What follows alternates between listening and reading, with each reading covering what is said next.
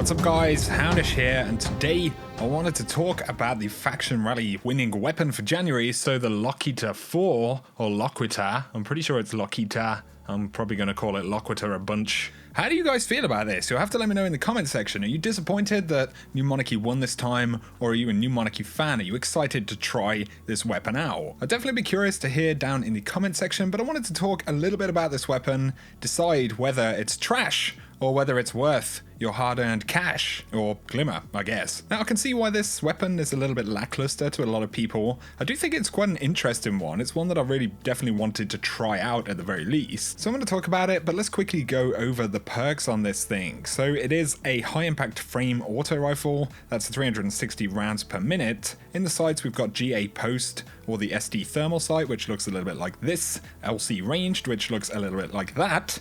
We also have in the middle column ricochet rounds, where the rounds ricochet off hard surfaces, which increases stability and slightly increases range. We also have appended mag for higher magazine size, or alloy magazine for faster reloads when the mag is empty, and then we have high impact reserves. Rounds at the end of the magazine deal more damage. So immediately, this is the highest impact, lowest rate of fire class of auto rifle. At base, these things are okay. You know, they do pretty decent damage in most types of content. They have very good range, so your damage isn't dropping off until much further away than with pretty much any other type of auto rifle. But with this class, it comes at the cost of stability, or more specifically recoil. That's kind of an issue for this type of weapon. Whilst firing pretty slow, the gun will kind of bounce around a little bit, which definitely affects accuracy, and especially in PvP content, despite having great range, it does make this class of weapon much harder to use in general, because most other ARs, you know, they're just much more well-rounded in most cases. However, a thing to point out about this weapon, if you are able to run a kinetic counterbalance mod, that you're going to see a pretty significant improvement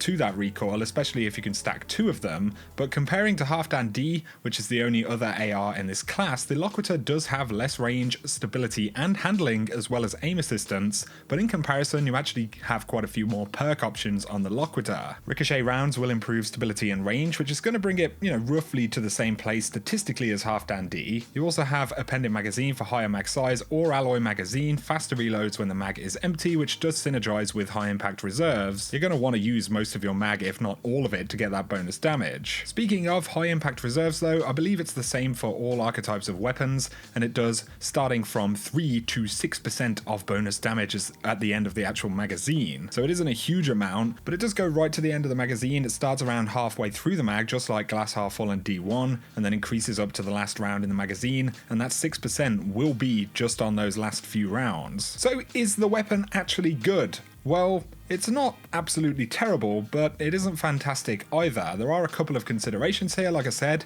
kinetic counterbalance mods will really improve that recoil, and if you're landing all of your shots, you're doing pretty decent damage, but getting used to the recoil is going to take some time, and you're still going to suffer with accuracy issues, especially on console, and with auto rifles, this class included, they become very inefficient if you're not hitting crits, and that's kind of a problem for this weapon because of the recoil. But part of whether you're a fan of this gun will purely be based on feel. Some people are just going to prefer the 450 RPM autos. Let's remember, you know, Ghost Primus has high impact reserves, but is in the next class up, and I think is generally more suitable for most types of content. However, if you're using this weapon well, there's no reason that you're going to underperform massively. It also does have some, you know, potential for decent primary DPS with things like Callus because of the sustained damage. And I have to mention, Actium Warrig does wonders with high impact reserves if you're running a Titan. On the whole though, I think this is a more interesting weapon than Halfdan D.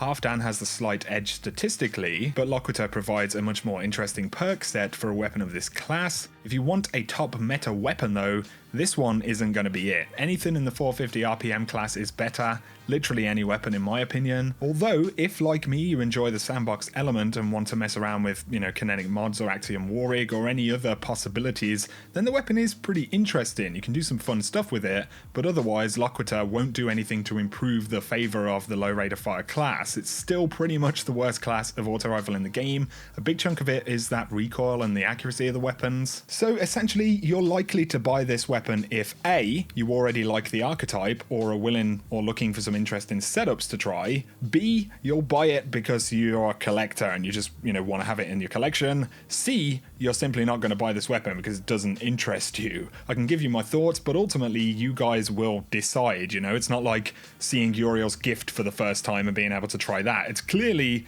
absolutely ridiculous, If that was the case, it would be very obvious. But this one is going to come down to preference, in more cases. So let me know what you guys think. Are you a fan or are you disappointed not to get the FWC win finally, or even another Dead Orbit win? I was really interested to try the Dead Orbit auto rifle personally, but I was equally interested to get my hands on any of these and just take them for a spin. At this point, new weapons are always good. Like I said though, let me know your thoughts in the comment section, guys. I hope you have found the video interesting. Of course, just my opinion, so let me know yours below. If you have enjoyed it though, a like is very much appreciated. If you're new to the channel, feel free to hit subscribe if you want to see more D2 content. For now though, I hope you have an awesome day.